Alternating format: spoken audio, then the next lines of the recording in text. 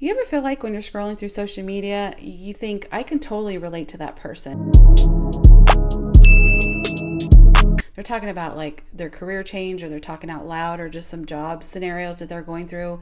And just as a spectator, you're like, I can relate to that. And I think that's great because on social media, we can connect with others. And I'm going to share with you a few TikToks about AI and jobs and some point of view about, changing your situation and also starting a new job and what it's like. And I want to react to their videos as a Gen Xer. Also, I've been in corporate America for 20 years and I have a lot of experience, and I think it'd be interesting to share those with you.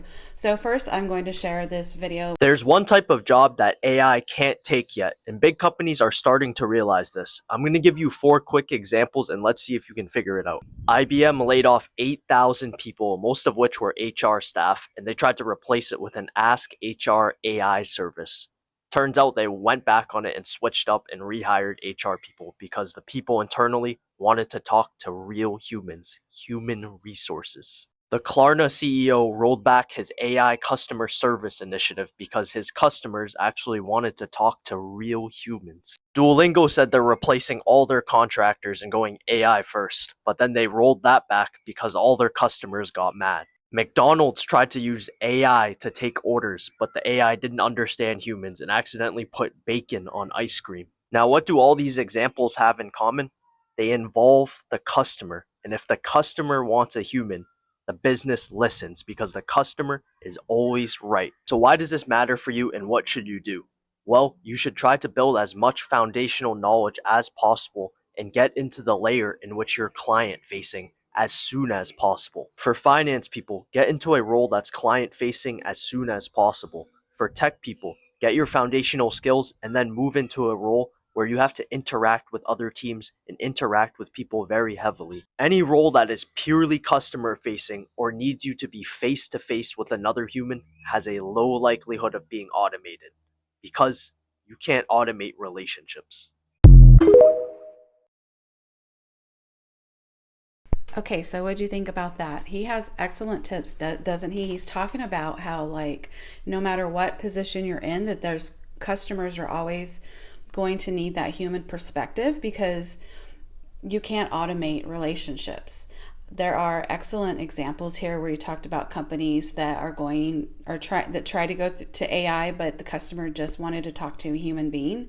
And so, if you can build a foundation and with knowledge with clients and customers and in any type of business that you're doing, just make sure you have that human aspect behind it. Because I know for me, when I'm calling these like IT companies or any company where I need to talk to a human being, I always say live agent, because I want to talk to a human. Because actually today I felt like I was talking to an AI customer service agent.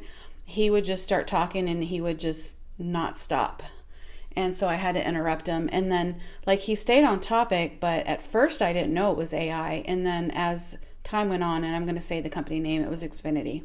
As time went on, I was like, he's definitely AI. So once I told him specifically, I want to talk to someone in this specific department, I really just demanded him to let me talk to someone in a different department. And so he switched me to an actual person that sounded more like a human. Really odd. Okay, so the next video is very motivational. Deciding to make a career change can be really scary. Even if you want to keep the same function and move from company to company, there's still risk involved. So I certainly don't take that decision lightly.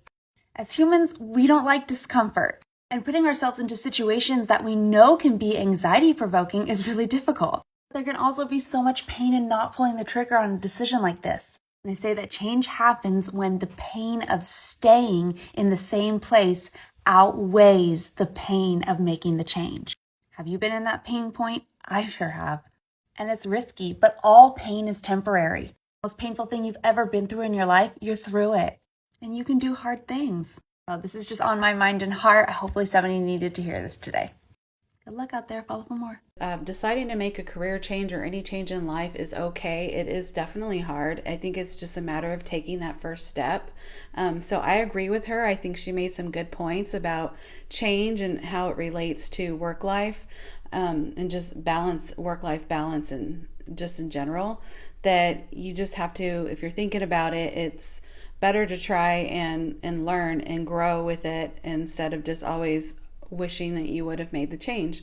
So that was a really good video. I really like that one as well. I don't think people talk enough about how hard it is to start a brand new job. Like, you're getting used to all of the rules, policies, personalities, dynamics. I just got home from work and I've literally spent the entire ride home just overthinking everything that I said and have shared with the team so far and what they must be thinking about me. I know it's not healthy at all, but it's happened for a few days now and I'm just like, I don't know how much longer this is sustainable, but I don't quite know how to shake that and stop that. This particular team hasn't hired anyone new in like a long time, like I think 2.5 years. And being the first new hire in a really long time, like, you're kind of setting the bar, but it's like, is the bar high enough? I never thought that at 28 I'd be questioning my self-worth in my career, but here we are. So she's right. Starting a new job is very overwhelming and everybody overthinks it. It's totally natural and I can relate to it, and you probably can relate to it as well, what she was saying as far as like you have to learn people's characteristics and their personalities, and it's just a matter of time before you learn the position, and then you're learning how, to work as a team with your coworkers.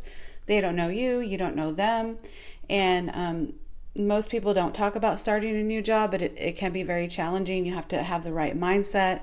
You have to be open to change and to learn and to grow and to ask questions.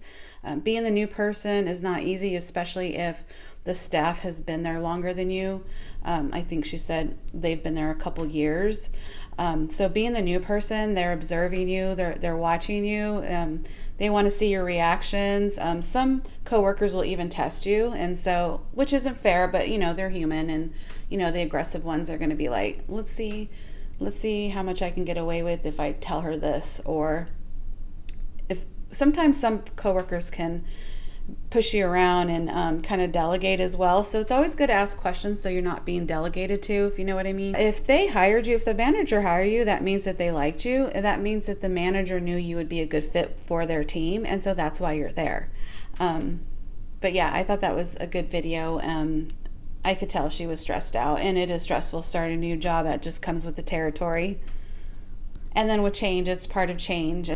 Okay guys, this last video is really good as well. She's just putting it all out there, and I totally feel what she's saying. I'm literally having like a midlife crisis. Like, all these jobs out here are paying $23, $24, $25 an hour, and I'm not trying to sound ungrateful, but like, that's just not enough money. Like, I cannot survive. I cannot live. I have kids. Like, I cannot use $23, $24, $25 an hour and make a living. Okay, like, it's not enough money. It's simply not enough money. It's just not. And it's like, did I go back to school and get a bachelor's degree for what? What did I get a bachelor's degree for? To make $23, $24, $25 an hour? Okay, so I wasn't sure if I wanted to post this, but it's okay. We all talk about money. It's just part of life. And it's hard to budget your money when you're making so little of an amount of money. And I did talk in a previous video where I was only making like $11 an hour, but I had like low income housing or something, so it was easy for me to like survive back then. But nowadays, everything is getting more expensive, and I do feel really bad for her. But I think that the more she grows in her industry, and the longer she stays, maybe she can work her way up to management. She can make a little bit more money. Sometimes we have to have sometimes we have to have a side hustle or maybe a side business. Maybe she can start a company where she can hire someone to do the work for her. But a lot of times we have to start from the bottom and get that experience and then move your way up. Like, literally just get yourself up to the top as fast as possible. Don't work harder, just be smarter. Like, learn more, learn from the manager, and look at other career moves that you can do in your same industry where you can make more money. All right, well, I'm glad you were here to see my point of view, my reaction as a Gen X, and I hope that you enjoyed this video. You have a good rest of your day, and I will talk to you later, and you are great. I don't know why I do that. Take care.